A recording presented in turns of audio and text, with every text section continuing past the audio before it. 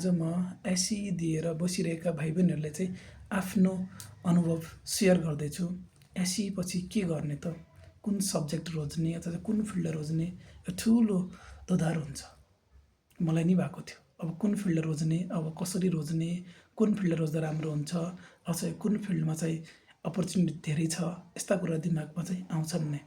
अब यो सँगसँगै आफूले चाहिँ केयर गर्नुपर्ने कुरा चाहिँ के हो भने आफ्नो झुकाव, आफ्नो चाहिँ चासो, आफ्नो इन्ट्रेस्ट चाहिँ कुनमा छ त, म चाहिँ कुन फिल्डमा चाहिँ राम्रो गर्न सक्छु अथवा चाहिँ आफूलाई मनपर्छ त, त्यो फिल्ड चुज गर्नु। तर त्यो फिल्ड चुज गर्दाखेरि त्यो फिल्डमा जानलाई अब कुन सब्जेक्टले चाहिँ पढ्नुपर्छ त, त्यो सब्जेक्ट चाहिँ पढ्ने।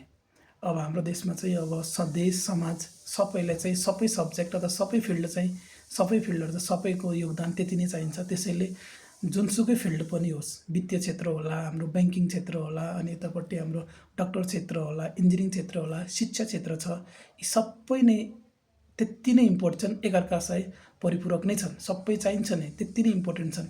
तर आफूले चाहिँ कुन फिल्डमा चाहिँ बढी योगदान दिन सकिन्छ अथवा चाहिँ कुन फिल्डमा चाहिँ आफ्नो बढी झुकाव छ त, त्यो फिल्ड चाहिँ चुज गर्दाखेरि भोलिको दिनमा चाहिँ आफूले चाहिँ मन खुलेर चाहिँ अथवा चाहिँ मजाले चाहिँ काम गर्नलाई सहजता हुन्छ। हस्त, धन्यवाद।